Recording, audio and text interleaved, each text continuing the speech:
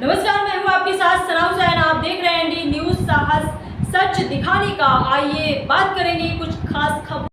नानपारा में वर्षों पड़ी जमीन पर क्या बाउंड्री पुल, मुस्लिम पक्ष ने कब्रिस्तान होने का ठोका दावा। बहराइच से बड़ी खबर। नानपारा में कब्रिस्तान की जमीन पड़ी थी जिसको कुछ लोगों द्वारा सीमेंट बंटवारी वाला करवा कर कब्जा कर लिया है। कब्जा के बाद मुस्लिम समुदाय के लोगों ने देखा तो तत्काल थाना स्थानीय और एसडीएम नानपारा को लिखित तहरीर दी।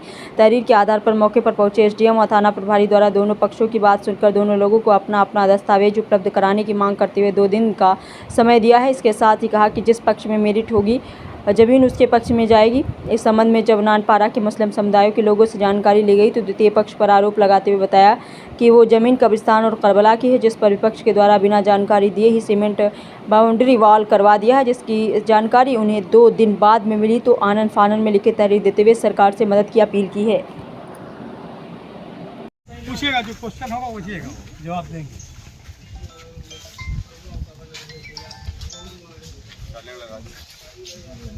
शुभ नाम क्या पड़ता है आपका? मैं शोएब खान, सभासद प्रतिनिधि, ये जो कब्रिस्तान खाना वार्ड 17 का। ये जो कब्रिस्तान वाला विवाद हो रहा है, क्या प्रकरण है पूरा? देखिए, इसमें 2 विवाद सामने आए। एक तो नंबर 1 विवाद था कि हमारा जो नानपारे का मेन पानी का निकास है, उस निकास को पूरी तरीके से नदिया का जो पुल पड़ता है उसको पूरी तरीके से बंद कर दिया गया। करीब 20 से 30 फुट की चौड़ान पे उसको बंद कर दिया गया। हमारे नगर का पानी निकलने में बहुत डिस्टर्बेंस हो रहा था। जुमे को हम लोगों को पता चला, हम लोगों ने शासन प्रशासन को अवगत कराया, अपने एसडीएम साहब को अवगत कराया, एडीएम साहब थे, और शनिवार को जो तहसील दिवस था उसमें हमने अपने अधिकारियों को अवगत कराया, एप्लीकेशन दिया। तत्पश्चात जेसीबी से उसको इमीडिएट वहाँ पे उसको साफ कराया गया। उसके बाद ये देखिए, ये हमारा कब्रिस्तान है और कब्रिस्तान के बगल में करबला है, और वहाँ आप चले जाइए, आज भी ताजिया दफन है। वहाँ पर जाकर के देख लीजिए, वहाँ की पिक ले लीजिए। जब हम लोगों को बिना बताए, बिना किसी को विश्वास में लिए यहाँ पर पिलर गाड़ दिया गया। हम लोग मिट्टी देने आए एक दिन तो देखा पिलर गड़े हुए हैं कुछ पूरी तरह से, जिसकी सूचना हम लोगों ने अपने सक्षम अधिकारी को, शासन प्रशासन को बहरहाल दे दिया। अब मामला ये है कि वो कह रहे हैं कि ये ज़मीन किसी संस्था की बता रहे हैं। हम स्वागत करते हैं उनकी बात का।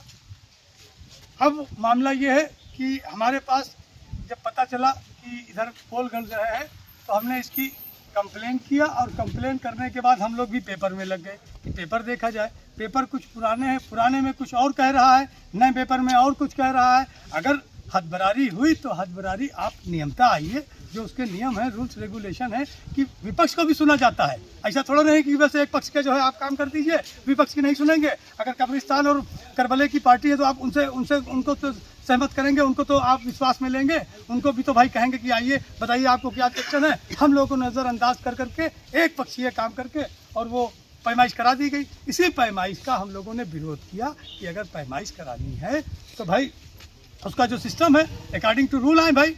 इसी के लिए हमने निवेदन किया था। आज पूरी टीम यहाँ पर, एसडीएम साहब हमारे थे, नायब साहब थे, हमारे इंस्पेक्टर साहब थे, रेवेन्यू की पूरी टीम थी, आई हैं।